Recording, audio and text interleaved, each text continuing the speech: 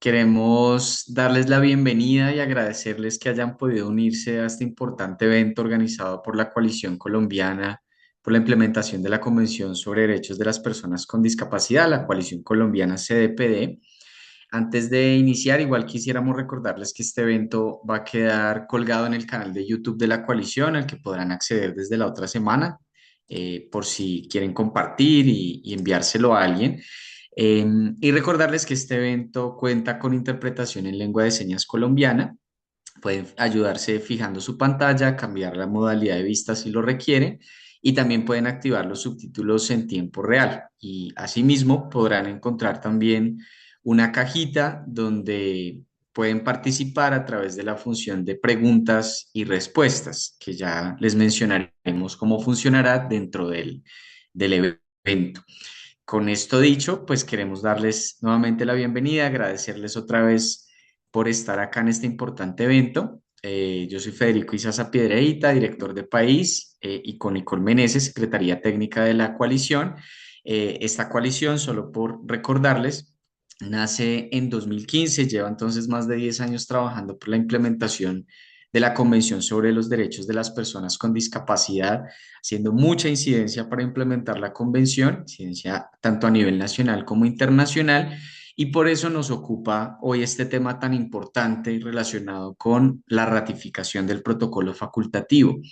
Recordemos que este año se cumplen 20 años de la Convención sobre Derechos de las Personas con Discapacidad y hemos tenido muchos avances, pero también muchos desafíos. Ya veremos cómo, pues dentro de todo esto, Colombia ratificó en 2011 esta convención, y como les decíamos, desde 2015 la coalición viene trabajando por su implementación. Y después de muchos años, de mucho trabajo, también de mucha incidencia por parte de las integrantes de la coalición, desde la Cancillería, también reconociendo que fue gracias a Juliana Bustamante, también integrante en su momento de la coalición, que en su momento en Cancillería lograron ya tomar la decisión de que se generara el proyecto de ley, que terminó en la ley 2562 de 2025, que es la sanción por parte del Congreso del protocolo. Ya vamos a entender qué es el protocolo, para qué sirve, en qué momento estamos, todas las dudas sobre la ratificación, qué es la ratificación, está ratificado, no está ratificado, todo esto lo vamos a ver en este breve, concreto y maravilloso evento que tendremos. Y para eso ya quisiera dar entonces inicio contándoles que vamos a tener un segmento de 3 preguntas moderadas por 3 maravillosas integrantes de la coalición colombiana y con unas panelistas de lujo también integrantes de la coalición. Vamos a tener y voy a presentar de manera muy rápida a nuestros compañeros moderadores, moderadoras, que van a ser Rafael Pavón. Rafael es una persona con discapacidad física, usuario de silla de ruedas, filósofo, educador, investigador, con muchos años de trabajo sobre y por las personas con discapacidad, y particularmente en temas de educación inclusiva. También vamos a tener la oportunidad de escuchar a Betty Roncancio, directora y fundadora de la Liga Colombiana de Autismo y representante de la sociedad civil ante el Grupo de Enlace Sectorial, grupo que hace parte del Sistema Nacional de Discapacidad. Y nuestra otra maravillosa moderadora del espacio de hoy será María Camila Lozano, también integrante de la coalición. Y María Camila es actual representante de discapacidad, la primera persona representante de discapacidad intelectual en el Consejo Nacional de Discapacidad, nuestra consejera, activista y autogestora a nivel nacional e internacional. Y para que conozcan también a las personas que van a estar ya respondiendo las preguntas que nuestras moderadoras van a hacer, tenemos estas maravillosas personas y expertas que son María Camila Zuluaga, también integrante de la coalición, que es abogada de incidencia internacional de la Comisión Colombiana de Juristas, con mucho trabajo y mucha experiencia a nivel internacional. Y por supuesto, tenemos a Ana María Rodríguez, abogada, magíster en Derecho Internacional y directora de la Comisión Colombiana de Juristas, quien lleva acompañando mucho tiempo y con mucha experiencia y mucho cariño el proceso de la coalición, pero también todos los procesos de incidencia internacional dentro del movimiento de derechos humanos en Colombia. Entonces, tenemos 3 moderadoras de lujo y 2 panelistas maravillosas y de lujo también expertas que nos van a ayudar con todo esto. Entonces, para empezar a entender qué es el protocolo facultativo, por qué es importante, para qué sirve, quiero darle la palabra entonces a nuestras compañeras integrantes de la coalición que van a moderar, eh, iniciando por nuestro compañero Rafael Pavón, para iniciar nuestro primer segmento de preguntas y respuestas. Con eso entonces, recuerden cualquier pregunta la pueden hacer a través de la caja del chat y con eso entonces le doy la bienvenida a Rafael. Rafael, bienvenido.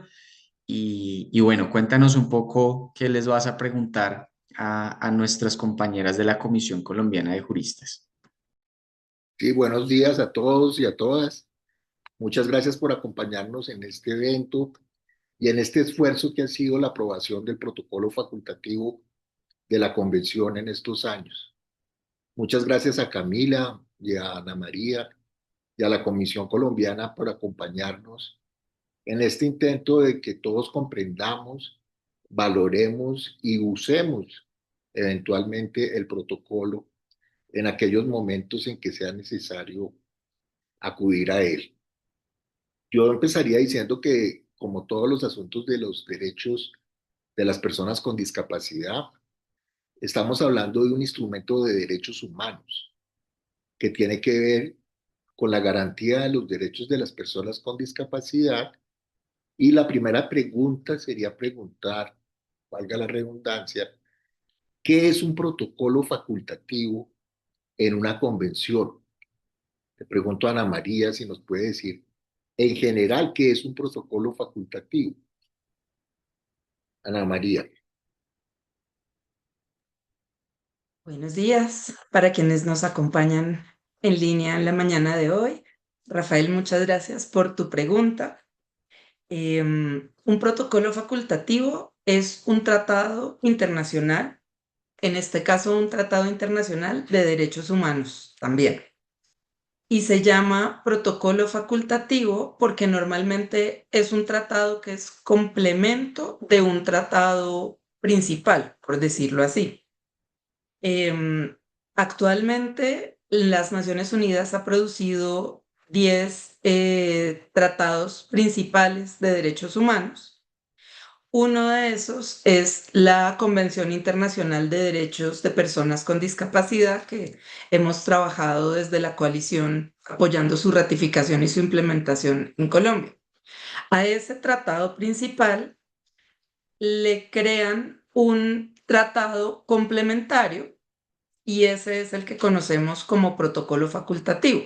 Es decir, que trae algunas disposiciones adicionales a lo que ya trae el tratado y sirve como complemento para mejorar la protección a los derechos que están contenidos en el tratado inicial. Gracias, Ana María. La pregunta entonces es, ¿qué es lo particular del protocolo facultativo de la Convención sobre los Derechos de las Personas con Discapacidad? Camila, ¿tú nos podrías explicar cuál es lo característico o qué es lo que caracteriza el protocolo facultativo de la Convención, Camila? Te cuento yo, Rafa. Ah, ok, perdón. No, no te preocupes. Adelante. Bueno, en este caso, digamos, la Convención de Derechos de Personas con Discapacidad no es la única que tiene un protocolo facultativo. La mayoría de los tratados principales de derechos humanos tienen un protocolo de este tipo. En el caso de la Convención sobre Derechos de Personas con Discapacidad, el protocolo facultativo trae un paquete de disposiciones que lo que permite es que el Comité sobre Derechos de Personas con Discapacidad, que es el órgano que la Convención creó para vigilar que se cumpla su contenido, espero ser clara en eso, se le da, el protocolo facultativo le da a este comité unas funciones adicionales.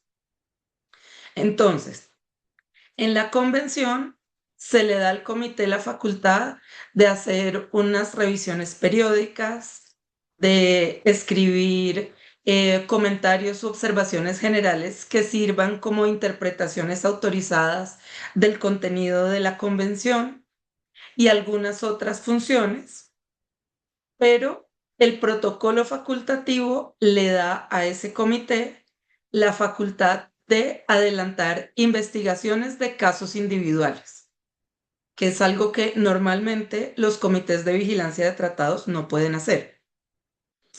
Entonces, este protocolo facultativo de la Convención sobre Derechos de Personas con Discapacidad lo que hace es facultar al comité de la convención para que pueda conocer, estudiar y pronunciarse sobre casos específicos, casos individuales de violaciones a derechos contenidos en la convención.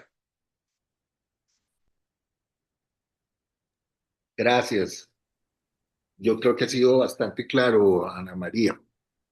La otra pregunta que surge entonces es si un país como, por ejemplo, Colombia, ha sido parte, es parte de la convención, acepta o ratifica el protocolo facultativo. ¿Qué significa ratificar el protocolo facultativo? ¿Qué significa que un país adhiera al protocolo?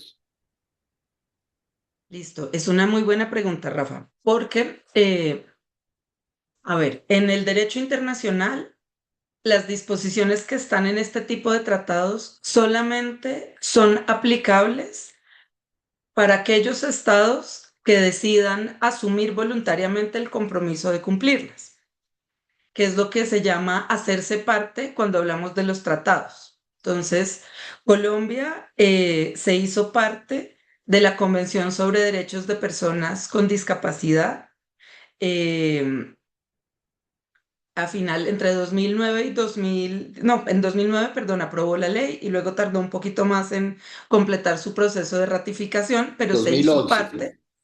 Exacto, en 2011, perdón. Y desde ese momento asumió voluntariamente la obligación de cumplir con todo lo que dice la convención. Entonces, el proceso que adelanta un Estado para incorporar ese tratado a su sistema jurídico es lo que se conoce como ratificación. Son los pasos que hay que seguir para que un tratado se vuelva parte del sistema jurídico de un país y genere obligaciones para ese país. Colombia ya lo hizo con la convención en 2011, como bien decía Rafael, y ahora toca volver a hacer lo mismo con el protocolo facultativo si Colombia quiere asumir las obligaciones que están en ese protocolo y hacerse parte de ese tratado.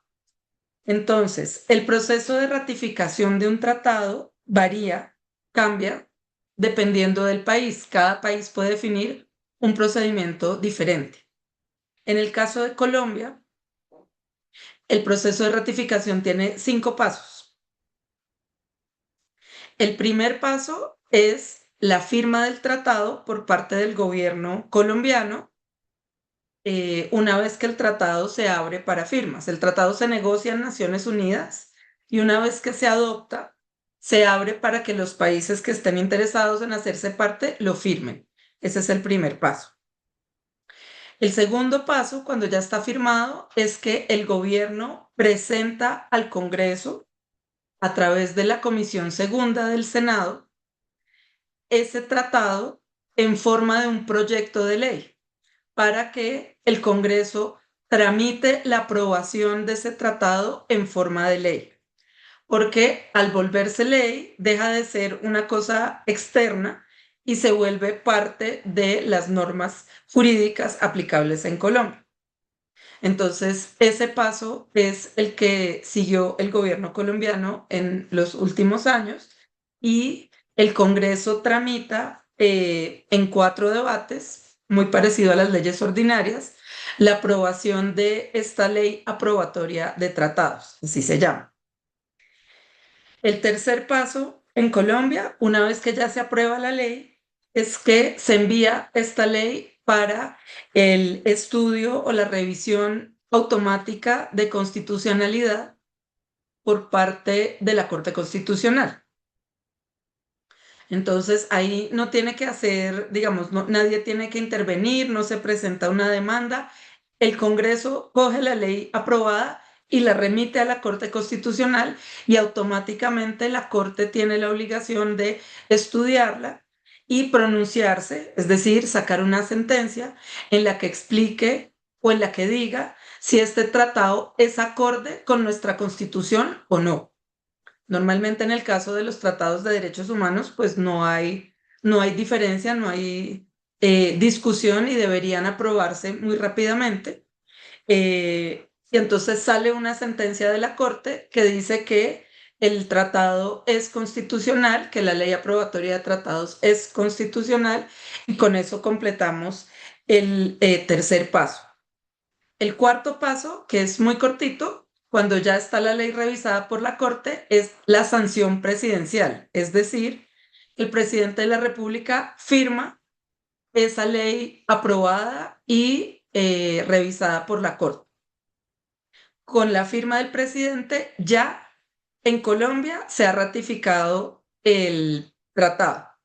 Y el último paso, el quinto, que es el paso final, es cuando el gobierno coge ya todo este documento que fue aprobado por el Congreso, revisado por la Corte, firmado por el presidente, y lo deposita en el lugar donde originalmente se negoció y se firmó el tratado. Es decir, se lo devuelve a la ONU y le dice, ya lo incorporé a mi sistema jurídico.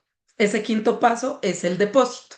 Cuando se cumple el depósito, ya el tratado hace parte de nuestro sistema jurídico y Colombia se convierte en estado parte del tratado. En este caso, esperamos que muy pronto del protocolo facultativo de la Convención sobre Derechos de Personas con Discapacidad. Muchas gracias, Ana María. Vamos a seguir, muy clara tu explicación. Vamos a seguir explorando lo que es la convención, cuál es su alcance, en qué momento está. Y le voy a dar la palabra a mi compañera María Camila Lozano para que oriente un poco este segundo momento de acercamiento a lo que es el protocolo. María Camila, buenos días.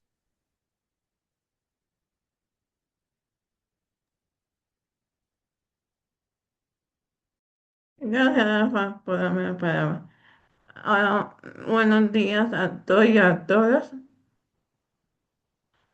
Para mí me surgió, actualmente nos han surgido unas preguntas. Actualmente, ¿en qué momento estamos con el protocolo facultativo de la Convención de las Personas con Discapacidad?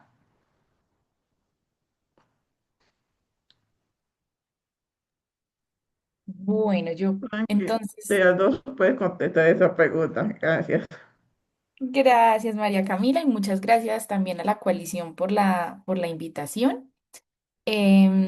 Justamente como lo mencionaba Ana María en su intervención, como me gustaría como dejar muy claro que este proceso de la ratificación del protocolo facultativo y de los tratados internacionales en Colombia involucra todos los poderes del Estado. Es decir, está involucrado el presidente o el poder ejecutivo, el Congreso y el poder legislativo. Y lo menciono es porque para tener presente como en qué momento estamos y quién lo tiene como en su revisión el protocolo.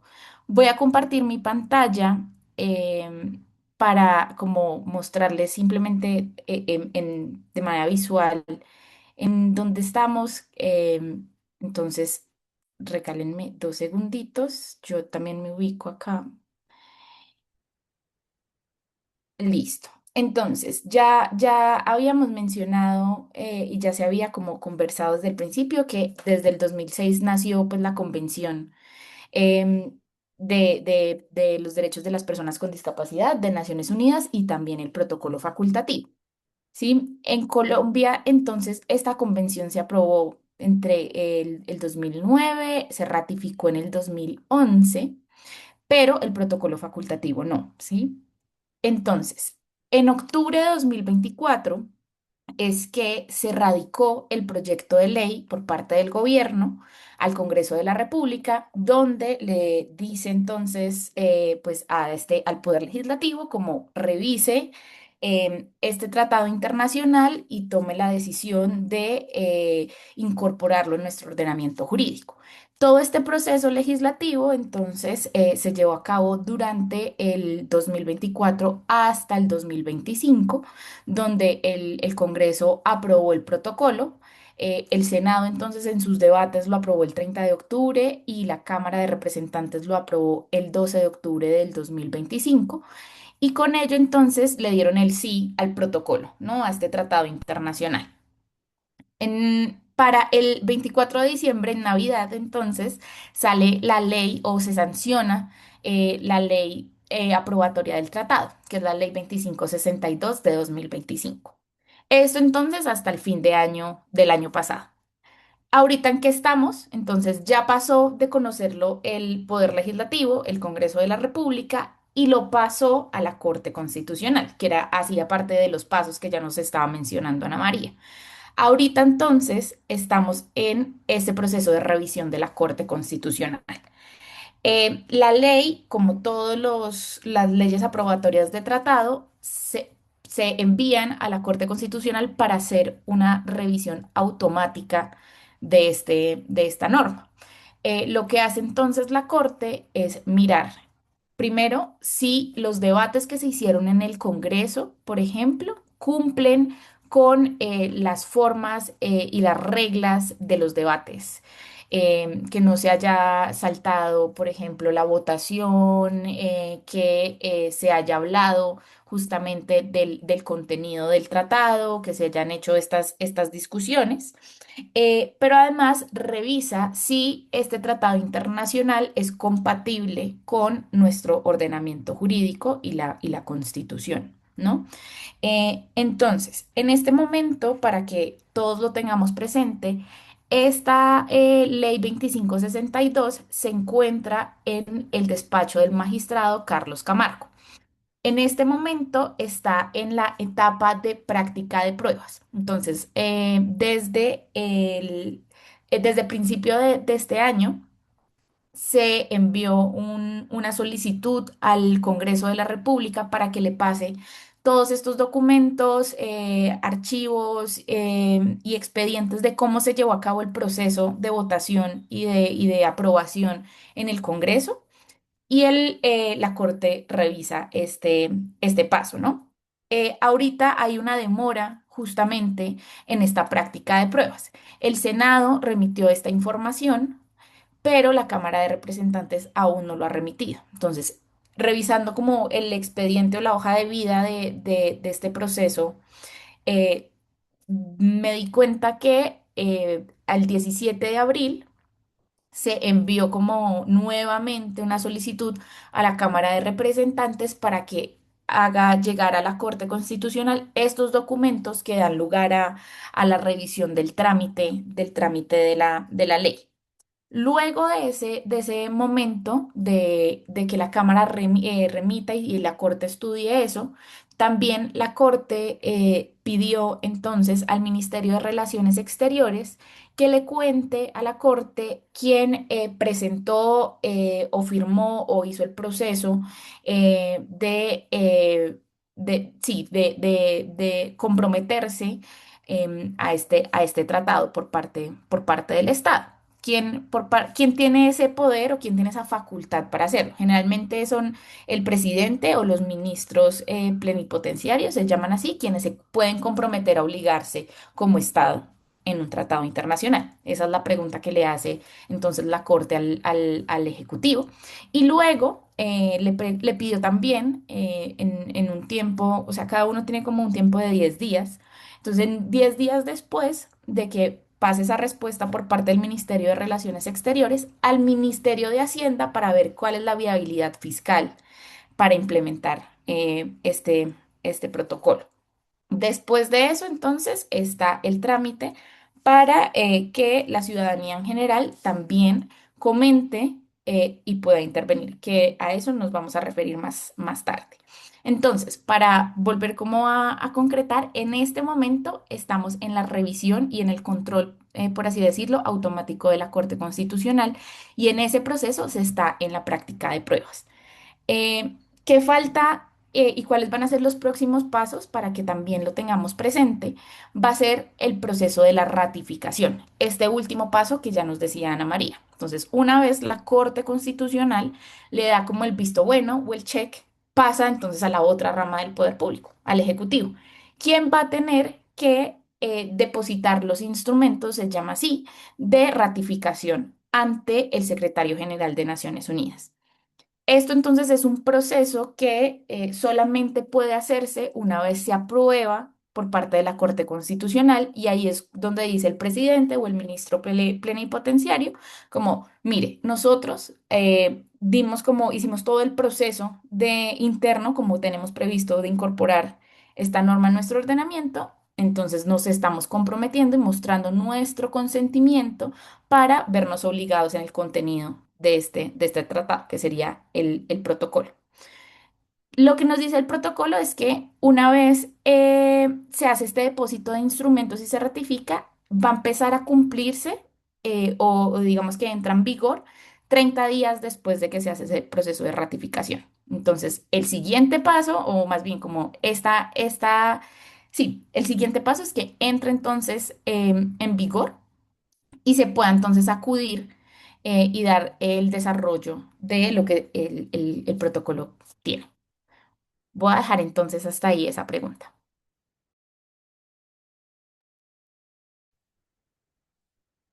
Muchas gracias por tu respuesta y nos ayudaste a informar más. ¿Para qué no van, para nosotros las personas, para qué no va a servir a las personas el protocolo?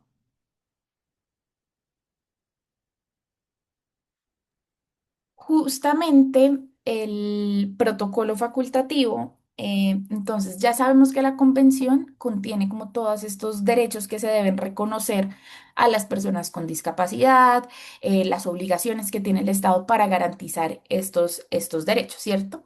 El protocolo facultativo le da más dientes a este tratado, a la convención.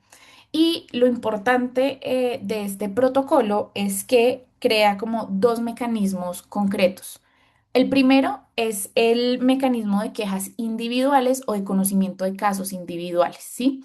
Esto permite o sirve mucho para las personas con discapacidad porque, digamos que establece un mecanismo u otro espacio para poder exigir los derechos. Entonces, este mecanismo individual de conocimiento de casos tiene que presentarse, por supuesto, identificado el caso, cuáles son los derechos que se están siendo vulnerados, cómo fueron estos hechos que dieron lugar a la vulneración de estos derechos, para que los expertos del comité, eh, los expertos de Naciones Unidas del Comité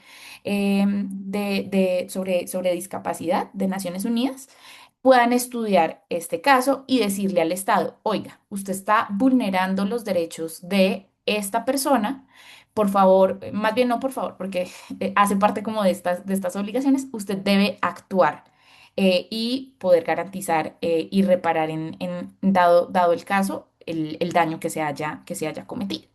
Entonces, este mecanismo individual va a operar o va a funcionar una vez uno haya agotado todos los recursos internos en el Estado. Es decir, una vez yo haya ya presentado demandas acá en el Estado, en Colombia, por ejemplo, que presenté la tutela, pero no me garantizaron los derechos, o que estoy haciendo un proceso judicial y se ha demorado mucho y eso lo que está haciendo es dañándome o perjudicando mi derecho. em, una vez yo demuestre que efectivamente agoté todos estos recursos que el sistema judicial, por ejemplo, tiene, yo puedo entrar a acudir a este mecanismo de estudio de casos individuales. Y por eso es como tan poderoso, porque justamente si alguien, digamos, actualmente, si alguien agota ya todos estos recursos nacionales, no puede hacer nada más. O sea, puede quedarse sin que se garantice sus derechos si así fue el caso, ¿no? Aquí con este mecanismo se abre una ventana nueva para poder exigir entonces ya a nivel internacional el reconocimiento y la garantía de esos derechos que me han sido vulnerados, ¿no? Entonces es un nuevo espacio para justamente poder exigir, pero además que el Estado se comprometa también a garantizar los derechos de las personas con discapacidad. Y el otro mecanismo que sirve también para las personas con discapacidad es un mecanismo de investigación. Este mecanismo está en el protocolo como la posibilidad de que el comité pueda iniciar investigaciones cuando conoce información, pues información fiel y verídica sobre violaciones graves o sistemáticas o continuas de los derechos de las personas con discapacidad, sin necesidad de acudir a o visitar, por ejemplo, el país. Si conoció de una fuente confiable información donde se esté dando conocimiento de que hay esta violación continua de los derechos de las personas con discapacidad y va contra la convención, contra las obligaciones que tiene la convención, entonces el comité puede iniciar estas investigaciones. Digamos que solo ya para terminar, en la práctica esto sirve también porque permite un paquete de recomendaciones al Estado para mejorar, por ejemplo, el cumplimiento de estas obligaciones que tiene en virtud de la convención y del protocolo, ¿no? Entonces, esto es importante porque, claro, se conoce el caso, se exige a instancias internacionales, pero también el comité recomienda profundizar o, digamos, con más fuerza el cumplimiento de las obligaciones. Voy a dejar ahí entonces esa respuesta.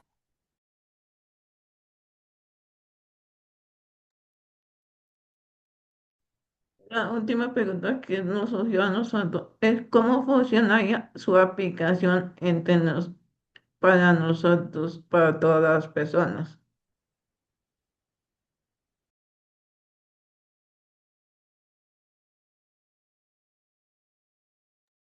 Ay, perdón, se me había perdido la pestaña. Entonces, justamente la aplicación de este protocolo resulta fundamental em, porque, y digamos que el funcionamiento de su aplicación, como ya les dije, después de que se haga todo este proceso de la ratificación y se incorpore al Estado, perdón, al ordenamiento jurídico, está entonces la posibilidad de activar estos mecanismos que ya les mencionaba. ¿Cómo funciona entonces en la práctica? Lo que les decía. Primero, para el conocimiento, por ejemplo, de los casos individuales, yo tengo que agotar los recursos internos, ¿no? Entonces, la persona tuvo que haber intentado como agotar todos los mecanismos judiciales y administrativos que tiene el Estado para poder tener una respuesta en lógica de que se le garanticen los derechos. Una vez yo demuestre, por ejemplo, que hice todos estos pasos y no fueron suficientes, no se garantizaron mis derechos, ahí hago como un check, ¿no? Como ay, lo estoy demostrando, ¿no? Eh, tengo además, pues, que presentar una comunicación. Esto funciona en lógica de tengo que contarle al comité con hechos claros, cronológicamente detallados, con identificación de claramente quién es la persona que está siendo vulnerada y cuáles fueron esos derechos que me vulneraron en un escrito, ¿no? Esto entonces, pues permite también un poco como en esta lógica como de demanda, pero le podemos decir como comunicación em, pues que el comité entienda cómo fue la situación que dio lugar a la vulneración de los derechos. Luego entonces el comité va a estudiar o va a revisar si admite esta comunicación, ¿no? Entonces, revisa cumplió con el acotamiento de los recursos internos. Está claro quién es la persona a la cual se le está dando la vulneración de los derechos. Porque esto es importante, el protocolo establece específicamente que no pueden ser comunicaciones anónimas, tiene que haber una persona identificada, ¿no? Para poder conocer este caso. Eh, Revisa entonces si además este caso ya fue revisado o estudiado por otro mecanismo internacional. Por ejemplo, si se encuentra bajo estudio de otro comité de otro tratado, ¿no? Cuando así se haya reconocido. Va haciendo como esta revisión y una vez determina, por ejemplo, bueno, y otro de los puntos, si es uno de los derechos que están establecidos en la convención los que están siendo vulnerados. Una vez el comité hace entonces este check de las cosas, dice, lo voy a admitir para empezar a estudiarlo. Hace entonces el espacio para hacer lo que se llama el examen de fondo. Entonces, lo que hace es que solicita al Estado que le dé información sobre estos hechos que se están poniendo. Entonces, hagan de cuenta que es como la respuesta que le tiene que dar el Estado para defenderse. eh, y también pues a la persona afectada para que puedan hacer como más observaciones de esta información que está brindando. Lo que hace el comité es contrastar entonces tanto la respuesta del Estado como estas observaciones y la profundización que hizo la persona afectada para tomar su decisión, ¿no? Y aquí entonces saca las observaciones y recomendaciones al Estado para que cumpla con las obligaciones que están establecidas en la convención en ese caso particular que está estudiando, ¿no? Eh, Esto entonces permite que pueda, una vez saca estas recomendaciones, hacerle un seguimiento a esto que dijo. Entonces, el comité lo que va a decirle es como yo le estoy dando este paquete de recomendaciones y medidas que usted tiene que hacer en este caso individual y pilas porque en determinado tiempo, en tantos meses, por ejemplo, como así lo disponga, yo le voy a preguntar cómo ha estado usted cumpliendo eso, ¿no? Y usted me tiene que dar respuesta porque usted se obligó a justamente darle este trámite a estos casos individuales.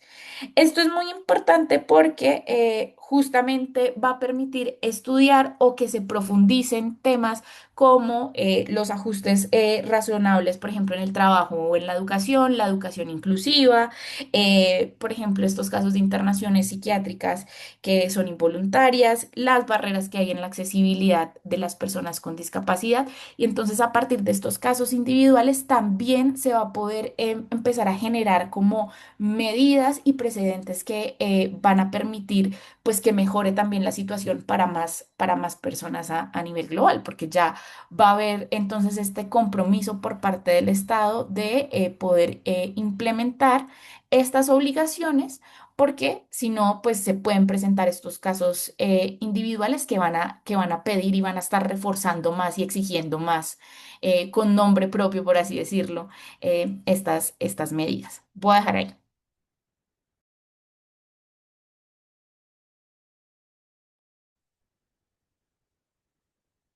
Muchas gracias por tu respuesta. Y ahora voy a mandar la palabra a mi compañera Venti, que sigue con la tercera pregunta. Muchas gracias. Gracias, María Camila. Bueno, buen día para todos, para todas. Gracias a quienes nos acompañan en este espacio tan importante. Ya entramos al tercer bloque de preguntas, pero antes de hacer la introducción, queremos invitar a las personas que están conectadas a que hagan las preguntas, se las pueden hacer de la siguiente manera. En un botón que hay de preguntas y respuestas o en el chat de panelistas y anfitriones. Muy importante que nos cuenten las dudas.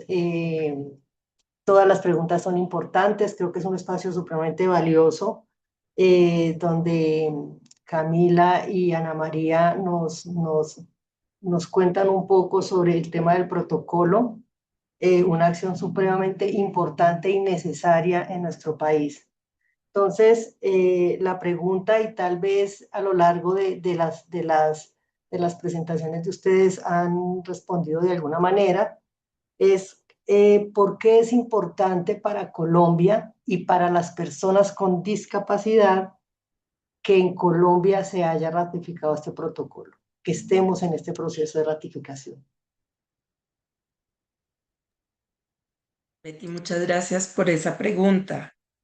Es una pregunta importante porque normalmente uno habla de los tratados de la ONU, de ratificación y estas cosas y se queda como en un mundo un poco lejano y no es fácil entender eso qué utilidad tiene para mí en la vida cotidiana. El protocolo facultativo es importante para las personas en Colombia porque, como la mayoría de ustedes saben, en Colombia la justicia o las autoridades no siempre responden oportunamente cuando nuestros derechos están siendo vulnerados. Entonces, la idea es que el protocolo facultativo nos permita acudir a una instancia internacional en aquellos casos en los que hay riesgo de que nuestros derechos se vulneren o si han sido vulnerados y después de un tiempo razonable, las instituciones colombianas y sobre todo la justicia no ha respondido a nuestra inquietud para de alguna manera frenar la vulneración o repararla si ya ocurrió y no fue posible impedir que pasara. Entonces, digamos que para no dar muchos detalles, normalmente si alguien se da cuenta de que se le está violando uno de los derechos que están contenidos en la convención, el derecho al trabajo, el derecho a la vivienda, el derecho a los ajustes razonables, los derechos sexuales y reproductivos, el derecho a la salud o cualquier otro, yo acudo a las instituciones colombianas, ¿no? Voy a la EPS o voy a la Superintendencia de Salud o voy al Ministerio de Educación o si la cosa es más grave, entonces voy a la Fiscalía y presento una denuncia.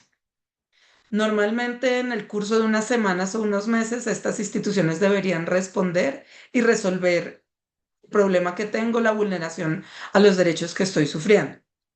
Si pasadas esas semanas o esos meses esto no se resuelve y yo voy entonces a la fiscalía y pongo una demanda y pasan 2 años y la investigación no avanzó y no se encuentra el responsable de la vulneración que sufrí, o si nunca responden al derecho de petición y me garantizan el tratamiento médico que estaba peleando, o si pongo una tutela y la gano para que me den el tratamiento médico y aún así no me lo dan. Entonces, en esos casos, cuando ya uno no encuentra a quién más pedirle ayuda en Colombia o a quién pedirle respuestas, en esos casos, el protocolo facultativo me sirve para ir al Comité de Naciones Unidas de la Convención sobre Derechos de Personas con Discapacidad y pedirle al comité que se pronuncie y resuelva esa violación a derechos que yo estoy sufriendo. Entonces, esa es la utilidad muy práctica que tiene el protocolo. Como nos decía Camila, hay dos posibles caminos que el protocolo plantea. Uno son las denuncias, que es el mecanismo que está recogido entre los artículos 1 y el 6 del protocolo. Esas denuncias me permiten acudir cuando hay algo de la convención que no se está cumpliendo. Entonces, yo puedo acudir a la denuncia cumpliendo los pasos que Camila nos comentó y los requisitos que tiene el comité. No puedo poner una denuncia apenas ocurre la violación o apenas tengo información de que está pasando algo en contravía de la convención. Tengo que haber agotado lo que se llama agotar los recursos internos, que es agotar el trámite ante las autoridades que corresponden en Colombia y no haber recibido una respuesta o que haya pasado demasiado tiempo sin que me hayan dado esa respuesta. En ese caso puedo acudir al comité con esta denuncia. Y el segundo camino, que es el de una investigación ya formal por parte del comité, es cuando yo soy víctima de una vulneración a mis derechos en el marco de la convención. Entonces, yo soy torturado, soy forzado a recibir un tratamiento médico en contra de mi voluntad, soy sometido a una cirugía en contra de mi voluntad En ese caso, yo tengo que activar los mecanismos nacionales, poner la denuncia en la fiscalía, poner la queja ante el comité médico correspondiente, lo que sea. Y si después de un tiempo no tengo una respuesta clara frente a eso, a partir del artículo 7 del protocolo facultativo están los pasos que tengo que seguir para otra vez poder llevar mi caso ante el comité de la ONU y que el comité pueda resolver el caso concreto y ordenarle a Colombia lo que tiene que hacer para frenar la violación o si la violación ya ocurrió, reparar el daño que se me ha causado. Entonces son dos procedimientos que son relativamente sencillos, que deberían ser cortos en el tiempo y que sí permitirían de manera muy concreta resolver esas vulneraciones a derechos o esos riesgos de vulneraciones de derechos que podemos llegar a sufrir en algún momento. Incluso el procedimiento de investigación, que es el que les cuento que está a partir del artículo 7, incluye la posibilidad de pedirle al comité lo que llaman unas medidas provisionales, es decir, como una respuesta de emergencia por parte del comité para que si hay una situación en la que hay un riesgo muy grave de que ocurra un daño irreparable por la vulneración de derechos que estoy sufriendo, el comité pueda ordenarle al Estado colombiano tomar medidas. Entonces, digamos que hay estos distintos caminos que nos permiten, de ser necesario, acudir al comité y esa es la razón muy práctica de que sea útil que Colombia ratifique el protocolo facultativo a la convención y que podamos contar con ese instrumento adicional para proteger nuestros derechos.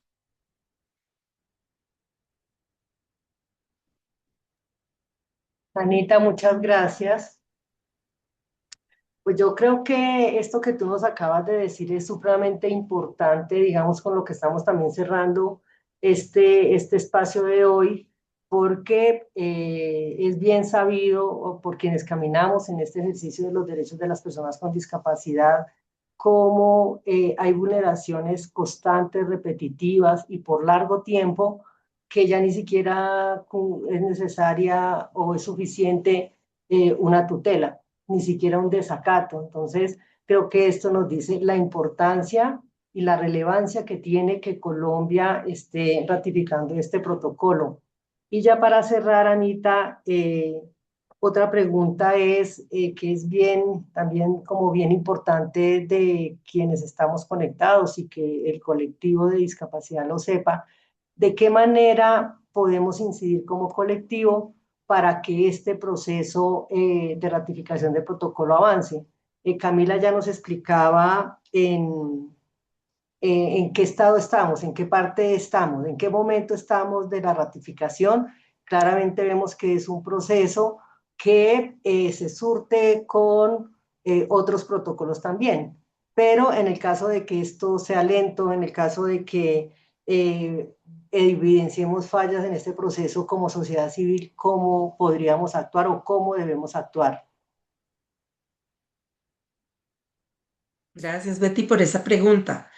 Pues como nos contaba Camila hace un momento, Colombia ya está avanzada en el proceso de ratificación y sin embargo está tomando un poco más de tiempo de lo que habitualmente tomaría. Ya tenemos la ley aprobada por el Congreso, ya se hizo el envío a la Corte Constitucional, pero ese envío se hizo muy despacito y la Corte se está tomando todo su tiempo para hacer el estudio de la constitucionalidad de esta ley que se aprobó. Entonces, yo creo que lo que podríamos hacer es que las distintas organizaciones de personas con discapacidad o que trabajan en los temas de discapacidad le puedan enviar una cartica muy corta a la Corte Constitucional en la que le recuerden la importancia de que se ratifique rápidamente el protocolo para que las personas con discapacidad en Colombia tengan a disposición estas herramientas tan valiosas. Yo creo que eso puede ser importante para que la Corte sienta un poco la presión y entienda la urgencia de que se complete el proceso de ratificación y se pueda utilizar el protocolo facultativo. Entonces creo que esa sería una buena estrategia. Otra, pero yo agotaría primero la de las cartas. Una segunda más adelante podría ser organizar, por ejemplo, una acción en redes sociales, una Twitteratón o algo así, en la que todas y todos le preguntemos a la Corte cuándo va a estar completo el estudio, qué falta para que se termine la revisión automática del protocolo facultativo y recordarle que para Colombia y para las personas con discapacidad en Colombia es importante que se pueda contar pronto con ese instrumento y con las herramientas que el protocolo nos ofrece. Serían como dos ideas que se me ocurren por ahora que se pueden poner en marcha. Bueno, Anita, muchas gracias. También a Camila, seguimos ya con las preguntas que nos están haciendo acá en el evento y importante mencionar que daremos respuesta a las preguntas que tengan que ver específicamente con el tema del protocolo, pues por temas de tiempo. Habrán otras preguntas también que podrían contestarse por el chat y pedirle a Ana María y a Camila tomarse, si es posible, un minutico para las respuestas. Bueno, dependerá pues también como de esa pregunta para poder como dar respuesta a varias. Entonces voy a empezar a leer acá. Dice, buenos días, sería importante saber cuáles son las rutas para hacer llegar los casos. Creo que esa ya la respondieron, pero no sé si quieran comentar algo. De pronto, como más concretico, digamos que la ruta o quién lo podría conocer sería entonces el Comité de Naciones Unidas de personas con discapacidad. Esto tiene pues como un correo electrónico y pues como unas guías o formato para poder hacer como dicha comunicación. Em, entonces sí, sería como a través de esa vía. Gracias, Camila. Voy a leer esta pregunta. Betty. Dice, Bueno, yo quisiera decir algo adicional, pero ok, si quieres lo que te propongo es que las leamos todas y luego les perfecto. damos respuesta. Ah, bueno, sí, de acuerdo, listo, Ana, muy bien. Entonces dice acá, la capacitación dice que podemos acudir al Comité de la Convención de Derechos Humanos de las Personas con Discapacidad de la ONU, cuando en Colombia no nos lo respeten, como por ejemplo interponer una tutela y que no se cumple el artículo 7 de la Convención. Dice cómo hacerlo, sí, o sea, está preguntando si esto que ella está mencionando o la persona que lo escribió está en lo cierto o es así el proceso. Otro dice, ¿cuánto se puede demorar un caso en el comité desde la comunicación hasta que se saquen sus recomendaciones? Otra pregunta, ¿la demora de la Corte puede tumbar el protocolo? ¿Cuáles son las rutas para hacer llegar los casos? ¿Qué pasa si el Estado no hace las cosas que le dijo el comité para garantizar los derechos? ¿Cómo se elige el comité que tiene que hacer la revisión del tratado de la convención y del protocolo facultativo? ¿Y quién puede hacer parte, quién puede ser parte de este comité? Acá más, dice, esto ya lo leímos. Acá. Como organizaciones debemos enviar, bueno, listo. Esas serían como las preguntas y la última que hay acá dice, ¿cuál es el correo electrónico para hacer llegar los casos a la ONU?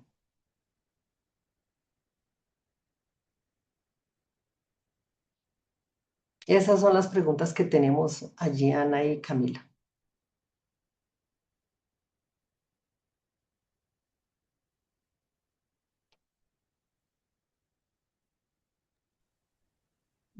Bueno, entonces, ay,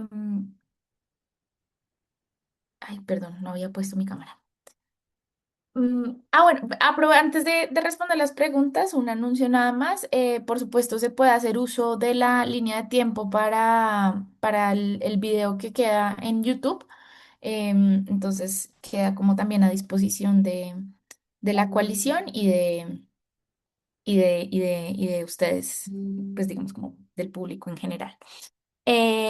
Ahora sí, bueno, ¿quiénes pueden ser parte? Voy a responder a la pregunta de quiénes pueden ser parte del comité, y también del tema de la tumbada, por así decirlo, de la corte. Entonces, las personas que pueden ser parte de este comité de Naciones Unidas son expertos independientes.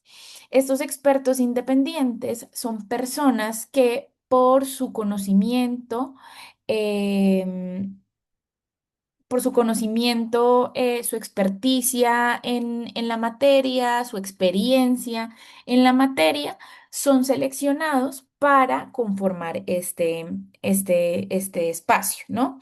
Entonces, el comité funciona para que ustedes sepan como este grupo o este organismo que va a mirar y a vigilar cuáles son o de qué manera se están cumpliendo las obligaciones de un Estado relacionadas con el tratado internacional, en este caso con la Convención, perdón, de los Derechos de las Personas con Discapacidad. Estas personas, estos expertos, son seleccionados según como las regiones del mundo, ¿no? Entonces está para Asia, para América Latina, para Europa, digamos que están seleccionados según la representación geográfica, pues porque tienen que revisar la situación a nivel mundial, ¿no? Y estas personas, digamos que no devengan un salario al respecto o no es como funcionarios, sino que son personas que realizan esto sin ninguna remuneración. Sin ninguna remuneración, sí. Y tampoco representan los intereses del Estado del que son nacionales. Por ejemplo, si llega un colombiano al comité, no va a estar defendiendo los intereses que tiene Colombia como política, sino que va a estar es de manera objetiva revisando cómo se cumplen las obligaciones por parte de los estados que se han sometido a la convención y pues en este caso también al protocolo. Entonces, ellos conocerían estos casos. Otro de los puntos o de las preguntas que quería responder era la pregunta que se referían al proceso de la Corte Constitucional. Por supuesto, está el riesgo que se tumbe o se caiga el protocolo. Generalmente no pasa con los tratados de derechos humanos, pero pues digamos que hace parte de las valoraciones por parte de la Corte Constitucional. Preocupa es que, y es donde es importante, y el llamado que hacía Ana María es muy importante que lo tengamos presente, es, puede salir, por ejemplo, la sentencia que aprueba y que dice, yo como Corte Constitucional le doy el visto bueno a esta ley aprobatoria del tratado. Pero el Estado puede demorarse en hacer todo el trámite o terminar el trámite de ratificación. Entonces, muy bueno que tengamos la ley aprobatoria, muy bueno que tengamos la sentencia que nos está aprobando esta ley o que está diciendo que este tratado es constitucional o acorde a la Constitución, pero no nos ganamos mucho si la voluntad del Estado, del gobierno de turno, pues no da la terminación del proceso de ratificación, no va y deposita el instrumento y le dice a Naciones Unidas, oiga, yo sí estoy dando mi consentimiento para obligarme a lo que dice este tratado. Y ahí es donde es muy importante poder acelerar también esta revisión por parte de la Corte para poder alcanzar de manera pronta la terminación del proceso de ratificación del tratado. Entonces, hay como dos momentos en los que tenemos que estar como muy pendientes como sociedad civil y es, bueno, el trámite ante la Corte también para que tengan presente la pertinencia de este tratado, por qué es útil este protocolo para las personas con discapacidad, porque si es acorde entonces a la Constitución, pero también toca como todo el proceso de movilización para que se termine el proceso de ratificación del tratado. Voy a dejar hasta ahí esas dos preguntas para que Ana María pueda también responder otras preguntitas. Gracias, Camila. Bueno, muchas gracias por el interés y por las preguntas. Em, Entonces, bueno, por un lado, efectivamente, en casos de incumplimiento de tutelas y de otras acciones que no se cumplan, es que se puede acudir al comité, efectivamente, en virtud del protocolo facultativo. Em, ¿Cuánto tarda un caso ante el comité? Esa es una pregunta difícil porque si ustedes leen el texto del protocolo facultativo, tal como está diseñado, los plazos son cortos. Para una denuncia, el procedimiento no debería durar sino un poco más de 6 meses y en el caso de una investigación formal, digamos que puede ser entre un año y un año y medio el tiempo que debería tardar. Sin embargo, en la práctica, el comité ha enfrentado algunas dificultades em, para poder tramitar varios de estos casos por distintas razones. Eh, Uno, porque el comité no se reúne sino unas pocas veces al año y solo en sus sesiones formales puede discutir los casos y tomar decisiones. Y el volumen de casos más la cantidad de las otras tareas que las personas del comité tienen a su cargo han hecho que se retrasen en parte de las tareas que tienen. Entonces, casos que deberían tardar 6 meses pueden tardar un año o pueden tardar un año y medio. Por otro lado, en este momento, desafortunadamente, creo que también lo pueden haber oído en las noticias. Naciones Unidas está sufriendo unos recortes presupuestales muy fuertes porque, entre otras, Estados Unidos ha decidido retirarse y dejar de pagar sus contribuciones y esto ha generado una crisis dentro de los órganos de Naciones Unidas que ha implicado recortes. Entonces, el comité ya no se reúne tantas veces como se reunía en el pasado, ahora solo se puede reunir una o dos veces en el año. Los presupuestos de traducción y de interpretación también se redujeron y ahora son contadas las sesiones donde hay acceso a interpretación y acceso a traducción y eso también dificulta y retrasa el trabajo del comité. Pero entonces no se puede dar un plazo cierto porque, pues como les cuento, hay como motivos coyunturales que han retrasado un poco la labor del comité, pero según el texto del protocolo facultativo deberían ser plazos entre 6 meses y yo diría que un año y medio. Entonces, ¿cómo funciona la presentación de una denuncia o la presentación de una investigación de un caso ante el comité? Es un procedimiento que tiene algunos detalles. No voy a entrar en todos los detalles porque si no estaríamos como una hora más aquí revisando cada cosita, pero digamos que hay dos caminos para hacerle llegar la información al comité. Una es un correo electrónico, ahorita se los comparto en el chat, y la segunda es entrar a una plataforma que tiene el comité donde uno va llenando los espacios y así completa la denuncia, le pone el botón de enviar y ya la denuncia queda presentada oficialmente. Em, el envío por el correo es un poco más sencillo, el trámite, pero el envío por la plataforma tiene la ventaja de que inmediatamente envía un correo automáticamente en el que le dan a uno un número de radicado. Por el correo esto no pasa.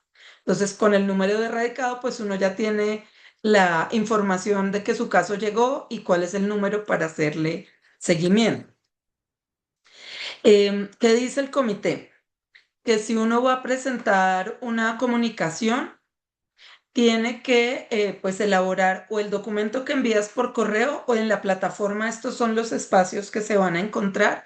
Hay que poner el nombre y el apellido completo de la persona que está enviando la comunicación, su fecha y lugar de nacimiento, su nacionalidad, el sexo, algún otro dato que pueda ser relevante para la identificación si es del caso, la dirección, el teléfono, el correo electrónico y si está presentando la comunicación a nombre propio o a nombre de otra persona que es la víctima. Si se está presentando a nombre de otra persona, a continuación hay que poner toda la información de la víctima, la misma que acabo de decirles. Nombre y apellido completo, fecha y lugar de nacimiento, nacionalidad, sexo, si la persona tiene discapacidad, qué tipo de discapacidad tiene, su dirección, su teléfono, su correo electrónico.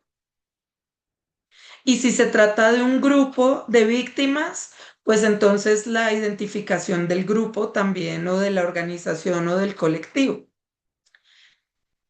Luego hay que dar información muy clara de cuál es el estado frente al que uno se está quejando, en este caso Colombia, hay que decirlo claramente.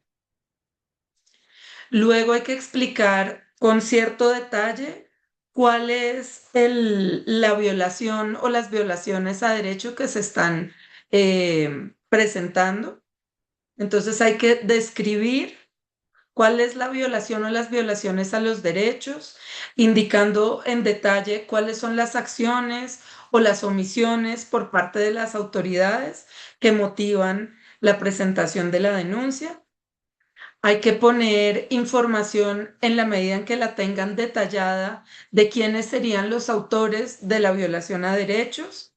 Entonces, si es un médico, el nombre, el apellido, la tarjeta profesional, dónde trabaja. Si es un funcionario público, en qué institución está, cómo se llama, en dónde se ubica. Si es un funcionario judicial, entonces, a qué institución, en qué juzgado, en qué lugar. Luego hay que poner la fecha y el lugar donde haya ocurrido la violación y una descripción de lo que ocurrió. Em, Posteriormente, porque lo decía Camila también, lo hablábamos hace un momento, el comité exige que se indique cuáles son los pasos que se dieron para agotar los recursos internos. Entonces, hay que decir también de manera muy completa ante qué autoridad o ante qué organismo o organismos se acudió, si fueron varios, si fue ante un tribunal o si fue un proceso judicial, qué fiscalía, qué juez, qué corte conoció, en qué fechas se hizo cada una de estas gestiones, en qué lugares se hizo cada una de estas gestiones y cuáles fueron los resultados de estas gestiones que uno haya hecho, si es una sentencia, si es una resolución, si es una respuesta a un derecho de petición, si es una respuesta a una tutela, hay que indicar cuál fue la respuesta y qué dice la respuesta. Si es posible y si lo tienen ustedes, es bueno que adjunten la copia de todos estos documentos.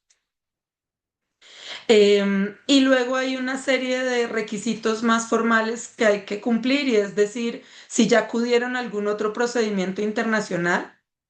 Normalmente uno no puede acudir a dos procedimientos, entonces si uno dice que ya acudió a otro, aquí te van a contestar que no te reciben la denuncia. Entonces por eso piden indicar, uno normalmente dice no ha acudido a ningún.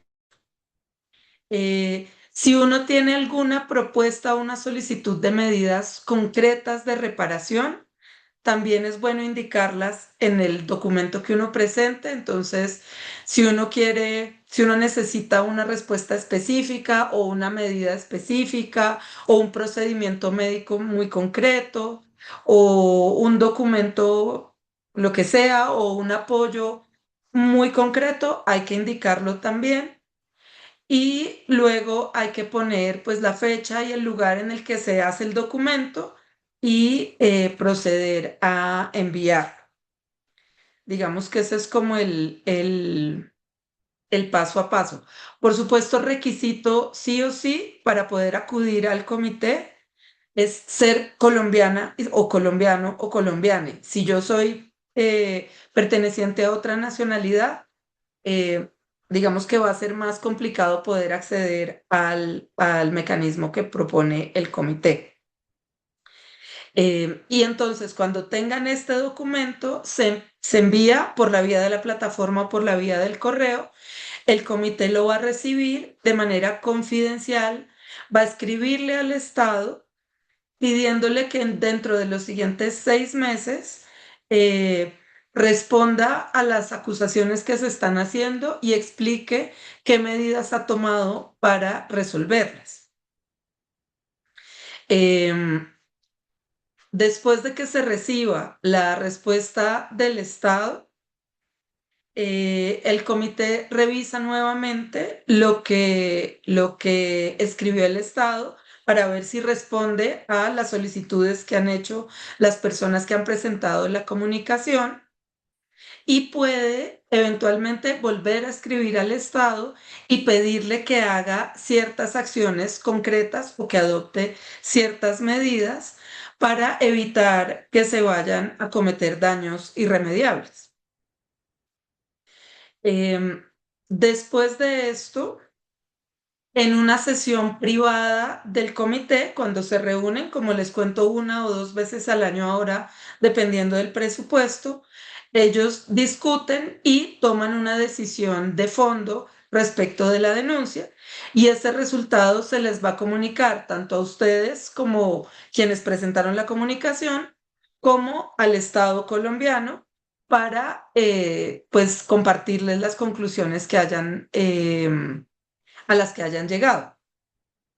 Cuando se trate no de una denuncia, sino ya de una investigación por una violación concreta a algún derecho, el procedimiento es un poquito más largo, pero es parecido. Como les contaba hace un rato, el comité tiene la posibilidad, mientras avanza en esta investigación, de ordenar unas medidas temporales para proteger los derechos que están en riesgo de vulnerarse. Y también existe la posibilidad, si la gravedad del caso que está conociendo es mucha, si la información es poca, si la respuesta del Estado no es tan completa como quisiera, está la posibilidad de que 1 o 2 miembros del comité puedan incluso viajar a Colombia a recoger información y verificar lo que está pasando antes de producir una decisión. Em, ¿Qué ocurre una vez que salga esta decisión? Al ser una interpretación autorizada, digamos, del contenido de la Convención sobre Derechos de Personas con Discapacidad, eh, al menos desde la Comisión Colombiana de Juristas y creo que desde la coalición, consideramos que estas decisiones son vinculantes, son obligatorias para el Estado colombiano. Entonces, el Estado tendría que tomar las medidas para cumplir lo que el comité indica. En ocasiones en Colombia vuelven a poner trabas, vuelven a pedir que se presenten documentos, vuelven a pedir que se hagan algunos trámites, pero por supuesto, digamos que en principio sería exigible judicialmente el cumplimiento de esta decisión. Lo dejaría allí porque, como les digo, esto tiene muchos detalles y no quisiera demorarme mucho, pero es como para que tuvieran un poco una idea. Ya les comparto en el chat el correo electrónico, el link a la plataforma y si puedo, un documento que tiene como unas guías de cómo se presentan estas comunicaciones. Ana María, mil gracias. Y Camila también, muchas gracias por resolver las dudas, las preguntas. Este es un tema eh, que a veces puede ser un poquito técnico, pero supremamente importante. Y con el transcurso del tiempo estaremos mirando como qué espacios de aprendizaje cada uno puede tener para tener como la claridad de cómo acceder o cómo presentar un caso frente al comité. Bueno, ya le doy la palabra entonces a Federico, director de País. Gracias a todos por conectarse y acompañarnos. Bueno, muchísimas gracias a todas, a todos, a todas por estar aquí conectadas. Muchas gracias, Marcos, Mónica, por la interpretación. Recuerden que este webinar va a quedar colgado en la página de YouTube de la coalición. Les invitamos también a consultar la página web que vamos a dejarla en el chat y la vamos a colgar también dentro del video. Ahí pueden encontrar todos los documentos de incidencia que ha trabajado la coalición, los distintos eventos también. Y agradecer a nuestros ponentes, Ana María, Camila, por la valiosa información específica, detallada y concreta también que nos dieron. Esto es un tema, como vimos, que es muy complejo y lograron sintetizarlo de una manera maravillosa. También hemos recibido muchos comentarios felicitando y, por supuesto, felicitar a nuestras moderadoras, a María Camila, a Betty, a Rafael, que estuvieron también preparando y detrás de estas preguntas, y agradecer también a Nicole Meneses, que está detrás de todo esto organizando. Cerrar muy rápidamente, simplemente con recordarles que esto es un tema de importancia total para la sociedad colombiana, para el movimiento de personas con discapacidad. Vimos la claridad de los pasos y entender cómo termina ratificado un protocolo. Entendemos también y nos mostraron un poco la coyuntura en la que está Naciones Unidas en este momento. Sabemos que en este momento también la situación puntual en Colombia está en una etapa específica en la Corte Constitucional, que está muy demorado, que no podemos acudir todavía al Comité de Naciones Unidas, que tenemos que esperar a que se finalicen todos estos pasos que se nos mencionaron, y eso puede demorarse también todavía un tiempo, y ahí es donde se nos hace el llamado como sociedad civil, como organizaciones, aliados, aliadas, personas con discapacidad, de estar muy pendientes y hacer el llamado a la atención a la Corte Constitucional para que este sea un proceso que se demore lo menos posible. También entendimos que el comité, a pesar de que no es un órgano judicial, estas recomendaciones son vinculantes al estudio de los casos. Y ya con eso, pues simplemente decirles que vamos a continuar haciendo estos webinarios, incluso si tienen otros temas trascendentales que consideran importantes para que toquemos desde la coalición, podemos seguir haciéndolo. Entonces, desearles un muy buen día. Muchas gracias por haber participado y esperamos que haya sido de utilidad para ustedes. Muchas gracias y nos vemos en otra ocasión.